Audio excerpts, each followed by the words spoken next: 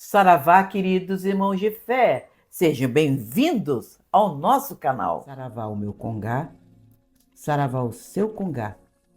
Salve todos os nossos guias, orixás e protetores.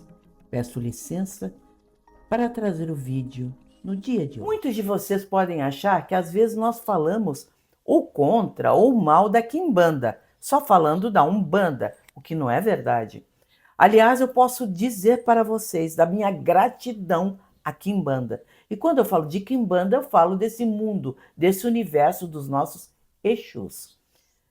Eu tenho certeza absoluta que eu não teria me tornado dirigente espiritual sem o povo de Exu.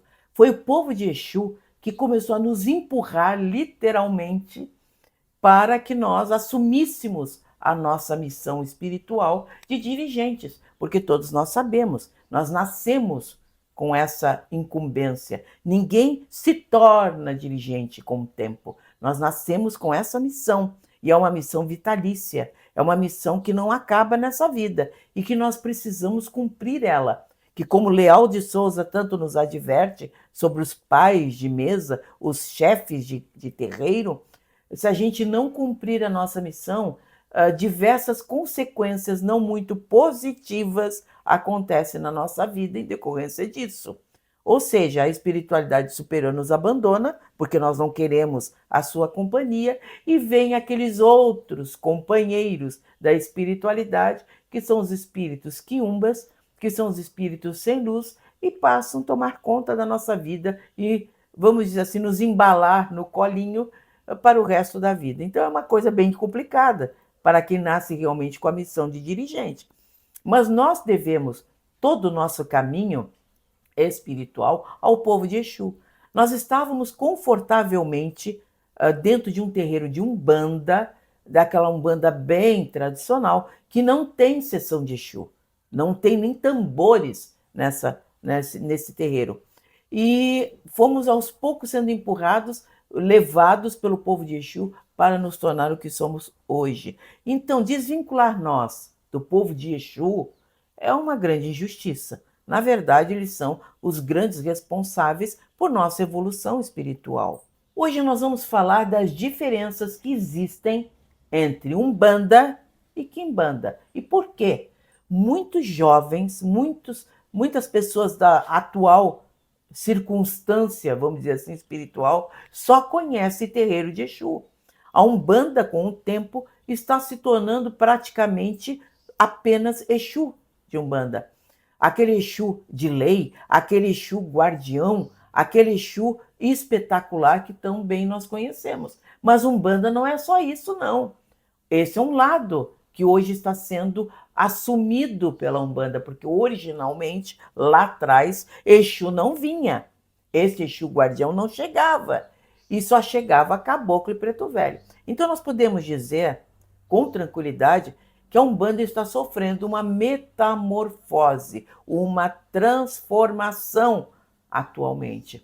Aquela Umbanda bem antiga que nós conhecemos e que vale a pena a gente estudar para conhecer todo esse desenvolvimento da Umbanda, por que algumas coisas a gente pode e que algumas coisas a gente não pode mexer, sob pena de não só mutilar a Umbanda, mas de destruir a Umbanda. Eu nem sei se posso usar a palavra matar aqui no YouTube, sob pena de ter o meu vídeo cortado, mas então se vocês ouviram um pi, vocês já sabem do que se trata.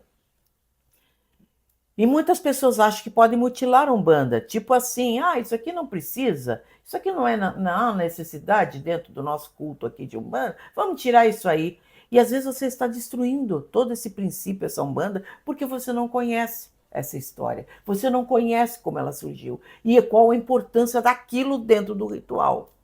Às vezes você corta a raiz de uma árvore sem perceber que você está destruindo toda ela.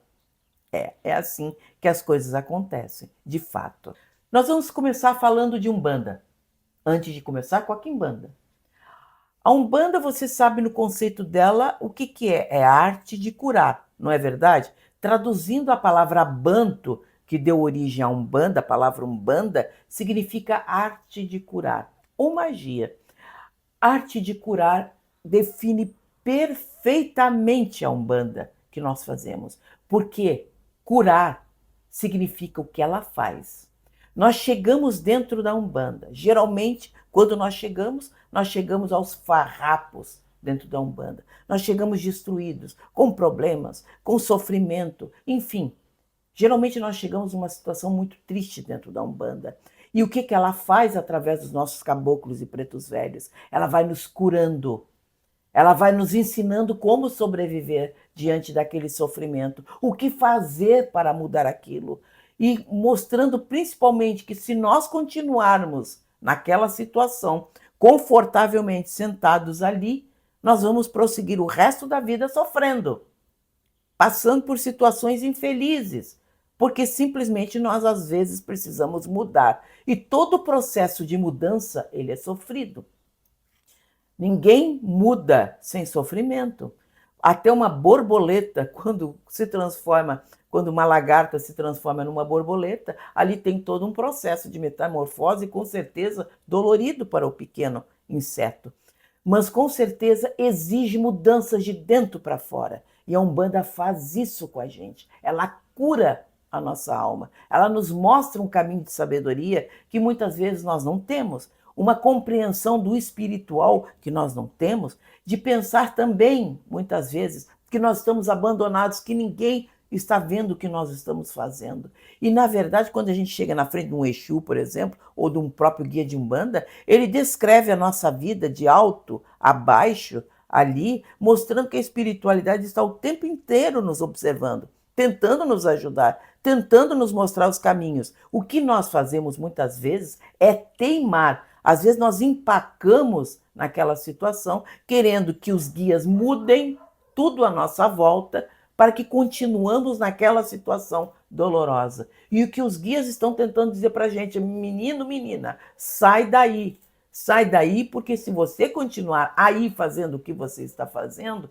ou vivendo do lado de pessoas que não são produtivas espiritualmente para você, você vai continuar sofrendo. Uma das coisas que a espiritualidade superior faz conosco é começar a tirar não só pessoas da nossa vida, mas começa a nos tirar de ambientes, de lugares, de situações que muitas vezes, se nós continuarmos ali, vamos ficar trancados, plantados numa situação de sofrimento por toda uma vida que não é bom para ninguém. Isso a Umbanda faz. Ninguém entra na Umbanda de um jeito e termina nela do mesmo jeito. Todos nós começamos e entramos na Umbanda de um jeito e terminamos do outro. Nós precisamos entender também o papel de um guia de Umbanda. Ele não vem para resolver os nossos problemas. Muitas vezes nós chegamos confortavelmente, chegamos e jogamos o problema no colo de um guia de Umbanda e dizemos para ele, ó, resolve. Guia de Umbanda não é a Nossa Senhora desatadora de nós. Não é assim. Um guia de Umbanda mais parece um coacher. É o papel que nós vemos hoje. É que aquele que estimula, aquele que te dá força, aquele que faz você ir para frente, aquele que mostra os caminhos para você. Mas ele não vai resolver os problemas para você. A função de um guia de Umbanda é mostrar as portas de saída para você daquela situação dolorosa. Ele não está aqui para trabalhar por você, viver por você e se sentar dentro do meio da sua sala para ficar o tempo inteiro dizendo para você, ó, não faz isso, faz aquilo, deixa que eu faço isso para você. Não. Muitas vezes o guia intervém de fato. Aí ele pede uma oferenda, ele pede um trabalho, enfim, ele pede para você mexer nas energias em torno de você. Mas na verdade, ele está ali para mostrar e lhe educar. Ele é um professor, ele não é aquele que trabalha para você, ele não é seu empregado. E muitas vezes as pessoas confundem isso. Elas não entendem que um guia de luz, que se apresenta na Umbanda, ele vem para ensinar você. Ele acha que ele vai trabalhar para você e fazer tudo o que você quer. E não é assim. A Umbanda nos ensina justamente o contrário. Nos mostra essa realidade espiritual que muitas vezes nós não entendemos. E muitas vezes, quando nós estamos fustigados pelos problemas, diante de um grande sofrimento, Nós sabemos muitas vezes que nós não vamos encontrar na Umbanda a resposta que nós queremos. E aí nós sempre chega alguém e diz assim pra gente, ó, vai na Quimbanda, vai naquele terreiro de Exu. Aquele terreiro faz tudo por você. Aquele Exu faz tudo para você, basta você pedir. Aí você procura aquele terreiro de Quimbanda, achando, eu estou falando uma Quimbanda positiva, não estou falando terreiro de Quiumba, que tem muito por aí, mas terreiro de Exu ético, Exu guardião, Exu de luz, esse Exu que está se apresentando aqui no nosso plano físico, principalmente com um grande marco, que é a presença de Cacilda de Assis e seu Exu 7 da Lira. Depois disso, desse marco que aconteceu na década de 70, é fato, começou a baixar em tudo que é terreiro, assim, aos montes, aos borbotões, esses Exus de lei, esses Exus guardiões, que vêm de pé, falando com clareza, ensinando e atuando de uma forma ética, complementar a Umbanda. Sim, porque Umbanda e Quimbanda são as duas faces da mesma moeda. A Umbanda, na clareza, no instrumento de ensino dentro da espiritualidade. E a Quimbanda atuando diretamente na matéria. Essa é a especialidade dela. Atuar na matéria e atuar nas regiões umbralinas. Sim, liberando pessoas, negociando libertações espirituais. Então, uma é complementar a outra, uma precisa da outra para subsistir. Muitos trabalhos que pretos velhos não querem fazer, porque não podem mais, pela sua espiritualidade, eles pedem para o Exu fazer. Muitas vezes ele não entra mais na região umbralina, mas ele chama Exu para entrar e negociar certas coisas, ou lidar com certas energias, ou descarregar certas energias do meio de trabalhos ou até de pessoas, para libertar aquela pessoa daquele sofrimento. Mas um precisa do outro, um é complementar do outro. Não pode existir Umbanda sem Quimbanda e Quimbanda sem Umbanda. São duas faces necessárias e nós precisamos entender isso, ainda mais nos tempos atuais. Nós precisamos muito de Exu, mas não Exu que faz tudo o que você quer. Este não é o verdadeiro Exu, mas aquele Exu que te educa, que te mostra, que te livra, que te salva, que te protege nos lugares perigosos. Este Exu que é o teu grande amigo, o teu grande guardião. Mas um amigo verdadeiro, pensem bem, não é um amigo que concorda com tudo que você quer e que você diz. Um amigo verdadeiro, ele senta com você, lhe conta os problemas que você está ali passando, mostra para você os seus defeitos e ajuda você quando necessário. Este é um verdadeiro amigo. E é isto que se espera de um Exu guardião ao nosso lado. Como nós estávamos falando, Exu, na verdade, ele não é conivente com o mal. Ele combate o mal. Então, Exu é uma energia libertadora. Aliás, o mal, segundo a religiosidade africana, lá na África mesmo, não existe. O mal é uma questão de ponto de vista. E se nós pararmos para pensar, é verdade. Porque aquele que pratica o mal, por exemplo, às vezes está pedindo um processo de justiça, está pedindo uma reparação dos males que sofreu. Então, na verdade, o mal é devolver na mesma moeda, devolver aquilo que se faz, é o retorno da lei do retorno. Então, não significa você fazer o mal por perversidade, para se divertir com o sofrimento dos outros. Não, o africano nunca fez isso. Quem faz esse tipo de magia negativa, essa magia assombrada, vamos dizer assim, não é o africano. O africano trabalhava para a comunidade. O africano trabalhava para o bem da criação dos animais, para que eles se multiplicassem, para as colheitas. Enfim, ele trabalhava por coisas positivas.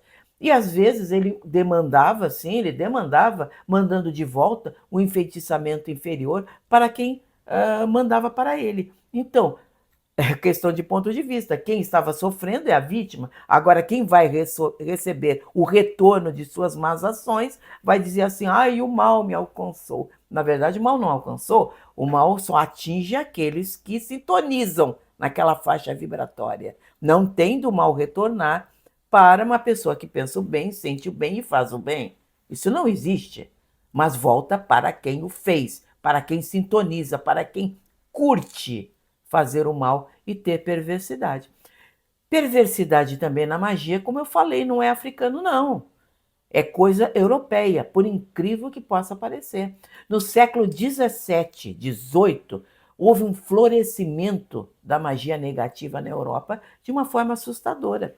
As cortes europeias procuravam justamente esses feiticeiros voltados ao mal, mas ao mal mesmo, ao mal perverso, aquele mal para derrubar, para destruir as pessoas, para alcançar os seus objetivos. A nobreza europeia cultivava esses feiticeiros para que eles fizessem aquilo que eles desejassem.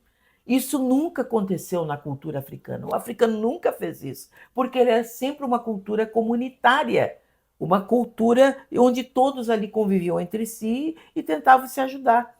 Então, esse magismo negativo que hoje em dia falam ou tentam jogar no colo do africano, ou falar que se faz esse tipo de coisa, isso é coisa recente, porque o africano, a cultura africana nunca cultivou esse tipo de coisa.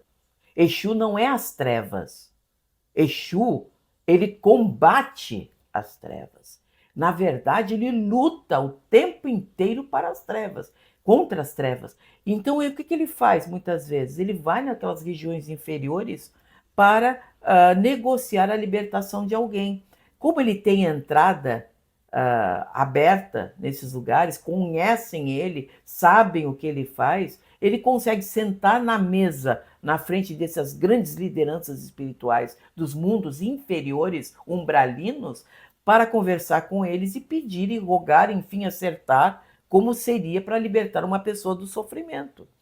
Então, na verdade, como eu estou dizendo, a Umbanda e a Quimbanda são faces da mesma moeda. Um precisa do outro. Então, enquanto que os nossos guias, como caboclos, pretos velhos, crianças, estão na Ruanda trabalhando nessa ordenação do mundo, nessa luta do mal contra no mundo, essa ignorância que na verdade existe dentro do mundo, onde as pessoas acham que pode fazer o que querem, enquanto que a Ruanda está trabalhando contra isso, está lá o Exu, em outro lado, nas regiões mais densas da matéria, lidando e tentando negociar a nossa libertação. Um precisa do outro, um depende do outro. E a Umbanda veio para justamente cobrar e trazer uma nova ética nos trabalhos, voltados ao bem. Então sejam bem-vindos ao nosso trabalho aqui no dia de hoje. Nós vamos entrar agora para o nosso querido, amantíssimo, iluminado, ilustrado Minuto Mandinga, que muita gente fica esperando, para falarmos de ervas, o principal axé de nossa Umbanda.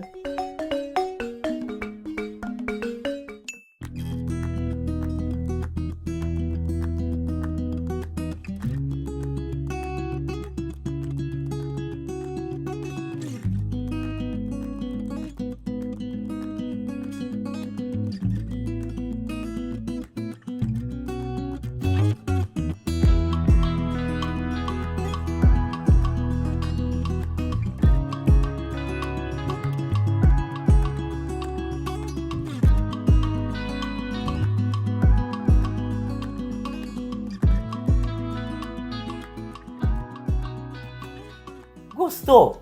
Então até semana que vem, quando falaremos um novo assunto sempre instigante e interessante, que vai fazer você repensar o que é Umbanda e o que fazemos hoje, atualmente, em nossos terreiros. Então, até lá!